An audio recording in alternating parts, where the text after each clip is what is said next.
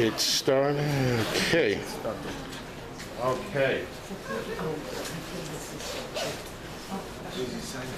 Yeah, done.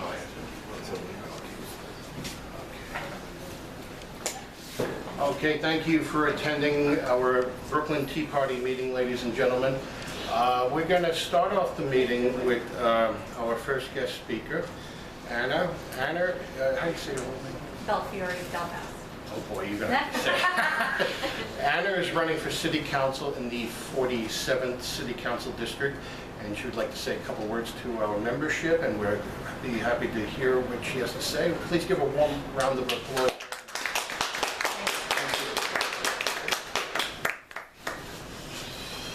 Good afternoon, everyone. Thank you for giving me your ears some time to listen. I see some familiar faces. Nice to see you all. And Glenn, thanks for having me here. I appreciate it. So as Glenn mentioned, I am running for City Council in the 47th District, which now comprises Bay Ridge, a small portion of Diker, Bath Beach, Coney Island, and Seagate. I think anything I say is going to ring obvious, but we're in a situation in New York City that I think if we don't come back at this point, it's either going to take a miracle or there is no coming back. And it sounds very dramatic and very apocalyptic, but we see concrete evidence of how that's true now. It's not just fear-mongering, it's not because there's an election coming up, but it's actual facts. I'm a mother of 3 girls. Thank you. It's a tough job. It's the best job. It's the most important job. They all attend public school. I am currently a stay-at-home mom, but I am a New York City public school special education teacher by trade. And to me, the issue that is surrounding, the issues, I should say, that are surrounding education in the city are something that is really the catalyst of what is happening now. You know, everybody focuses on crime, but there's a reason that the crime is happening. And I can think back to when I was younger and certain lessons, believe it or not, from elementary school that stick out in my mind. And at the time, I didn't understand what these lessons that were being taught really stood for.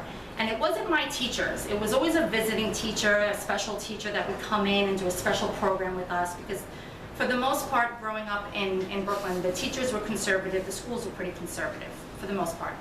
But I remember some lessons, and now I put 2 and 2 together, and I realized, wow, there was such an undertone of socialism and communism already happening.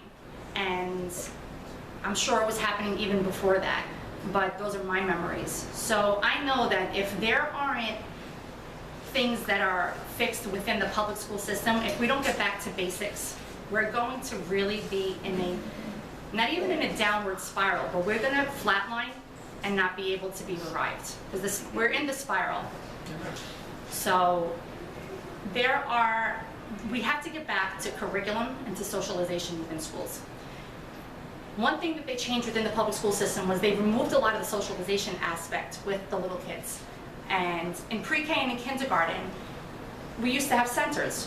I don't know if you guys, whoever went to school here or wherever you attended school, if this was the structure, but you would have the kitchen center, you would have the library center, you would have the block center, and part of this was to build socialization within students, teach them how to role play, how to be in a community, and a lot of that has been removed. If you go into kindergarten classrooms, there are no more centers. Everything is curriculum-based learning. And in curriculum-based learning, it may sound great on paper because all the statistics show that we're very far behind on reading, math, science, social studies, all the core subjects. Yeah. But you cannot build on that without kids having everyday life tools that teaches them how to function in society. And that's part of what school is, especially at pre-K level. If you go to schools outside of this country, a lot of countries do not teach reading and writing. They don't begin till 6, 7 years old, and that's already first grade. And we're worrying about pre-K kids starting to write, and everybody says, well, we're at such a deficit with our reading and our math and whatever. But if you don't build basic life skills, that common sense and that critical thinking aspect gets gets turned off in kids, and they don't know how to approach the basics of curriculum. So there needs to be a big revamping within the school system. And another issue that is affecting the school system is the funding for gifted and talented and the special needs aspects. Because what has happened is the budget's been played with. I don't know where the money is going, but we have taken gifted and talented students, special needs students, and put them all in the same class. And they call that homogeneous grouping.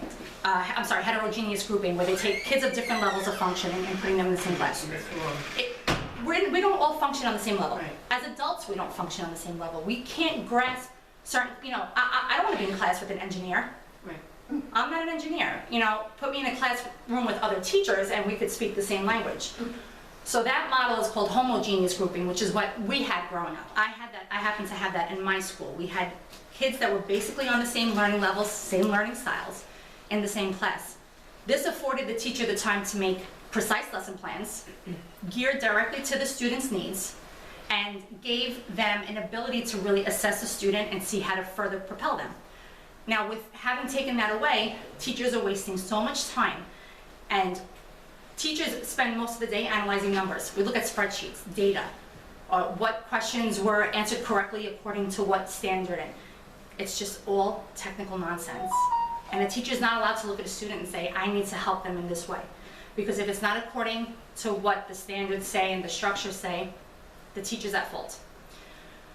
I'll give you a quick example. I don't want to take too much time and bore you, but I was teaching a lesson once where I was promoting self-esteem within my class. My students that particular year were dealing with self-esteem issues and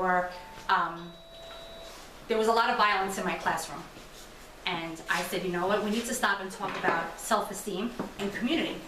And I went off the standards and I did a lesson based on self-esteem and learning how to work as a community. I got written up for doing that lesson because there was no standard attached to it. Feel free to write me up over and over again because I will always teach that lesson if there's a need for that lesson. At the end of the day, my file doesn't matter. It's what my students take out of my classroom that matters. So there's a big problem with the public school system. And a lot of people ask me, well, how do you feel about the charter schools? The charter schools are getting it right because the charter schools have structure in place. They're allowed to have consequences for when students aren't performing optimally. They're being held accountable. In public schools, you cannot hold a student accountable. If I was to show you my records and show you how much homework is not done, attendance, classwork that's not finished or completed, it's mind-boggling. But it's an environment that's created at home and at school.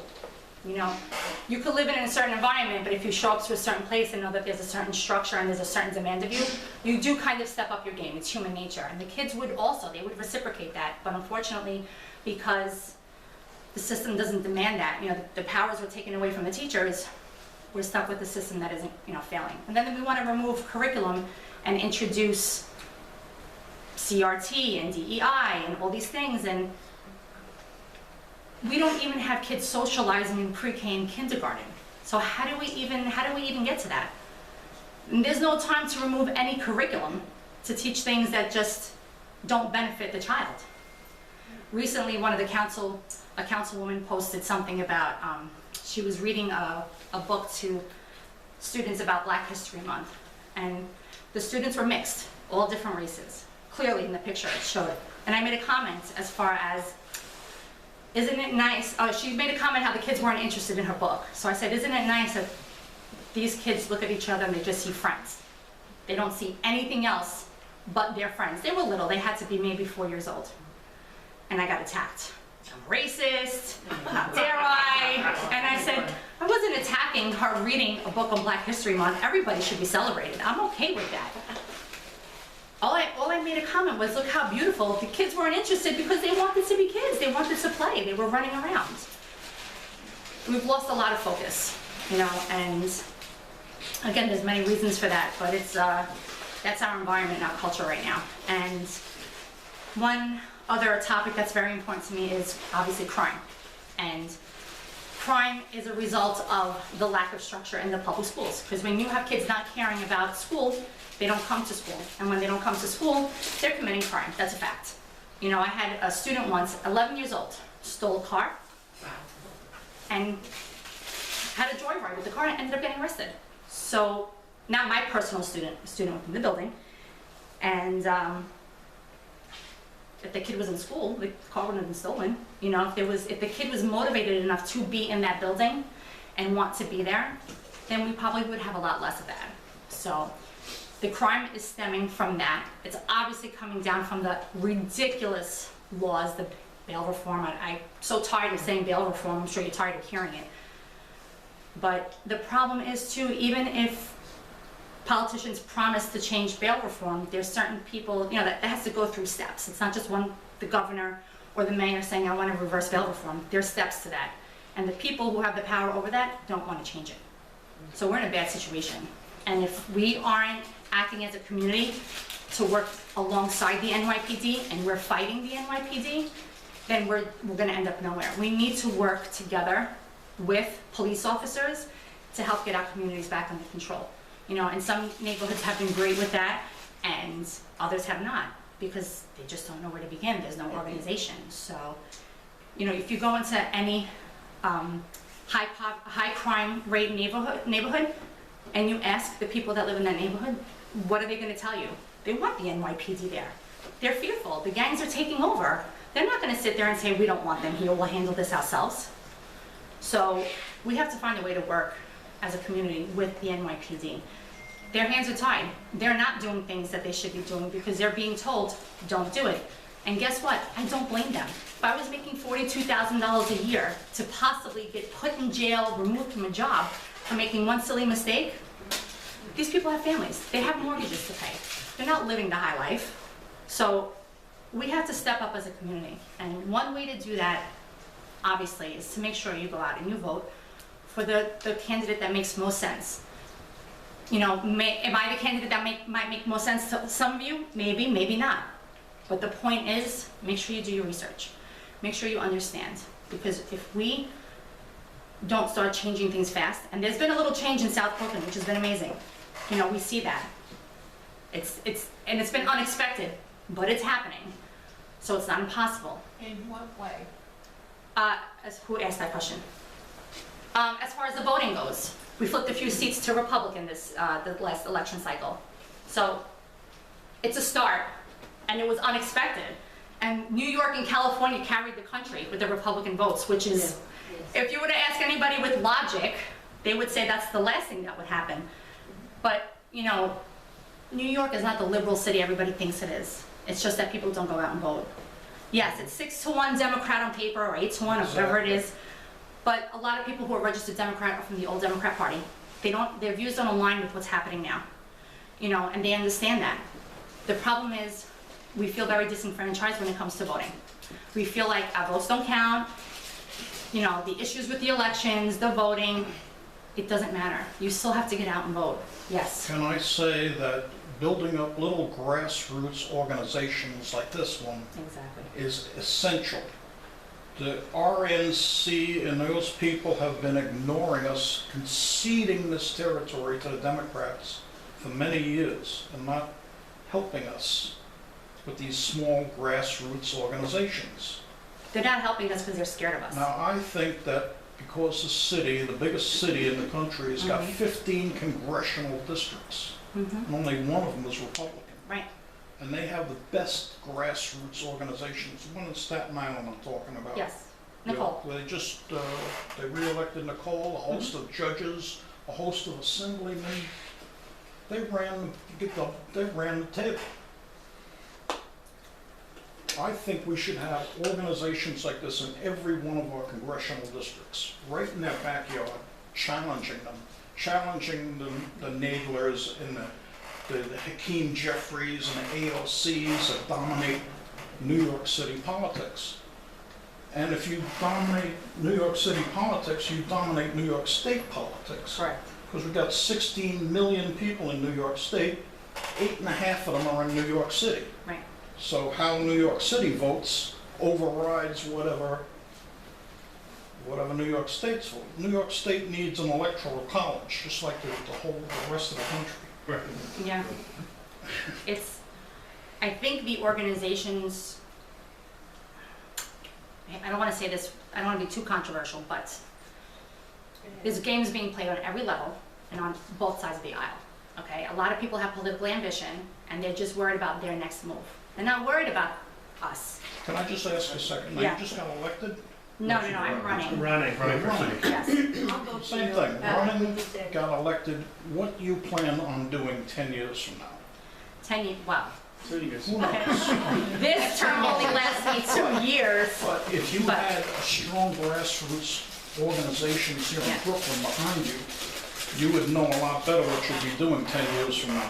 So what I would be doing, see, if I tell you what I'm doing 10 years from now, then I'm already confessing I have political ambition. I don't have political ambition. I'm I just want to get saying, in and I want to change what's wrong right now. The grassroots organizations helps all the young politicians. Yes, Somebody like Nicole, we just mentioned, is she 42 years old? something like She's that. just a baby, politically speaking. Correct. She's got 50 years ahead of her, Yes, right? yes. Nicole is a politician by trade. That is who she is. I'm not. I'm a public school I'm a mother and I'm a public school teacher. So I don't have political ambition. Good. Right now my focus is to fix what I know I can fix. Well, when I ride the subway, and I Huh. see all these working people going to, and I look at them and I say, these people can't be voting Democrat.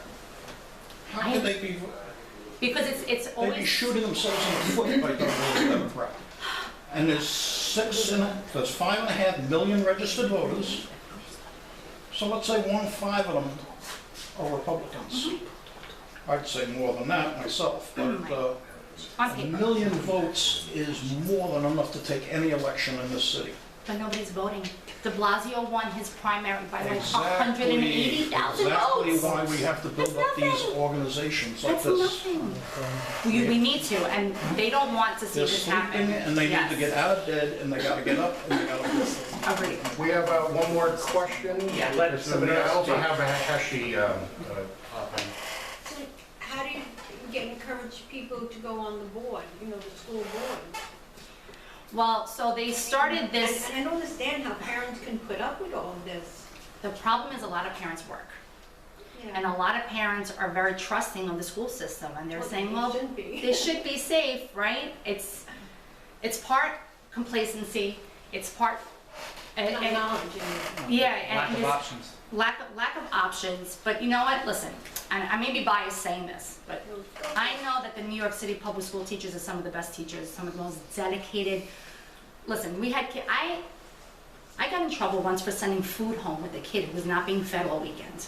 Because I was told, what if there's an allergy? And I have clear access to their blue cards indicating if there's an allergy. This kid is starving over the weekend. I'm supposed to sit back and say, can't give you food? I'm sorry. But there's a real breakdown in structure here happening. It's not the lack of options, it's just like the cops have their hands tied, the teachers have their hands tied, and they can't really perform to their fullest ability. Doctors But they And- And want, doctors as well. but they want us by design. This whole thing that's happening in this country is totally by design. Of course. It's, by George Soros, the CCP, we're being indoctrinated into eventually taken over by, communism, Marxism. Global reset. I mean, Global reset. yes, yes. All So of we us. have to, somehow we have to stand up against it. And we will. With a small, Listen, we're here now, right? Right. Anna,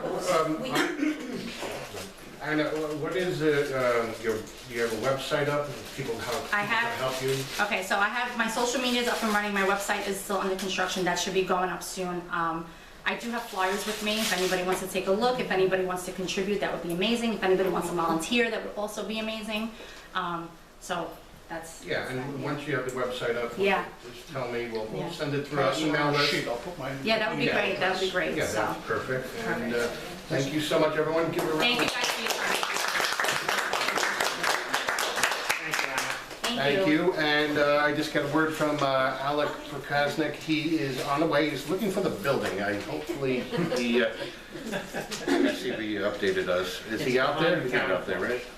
Okay, without further ado, we're going to have our next city council candidate. Our own Heshi Tischler is running for the city council in the 44th Assembly of Madison, that's where I'm at, 44th City Council District. And without further ado, Mr. Heshi.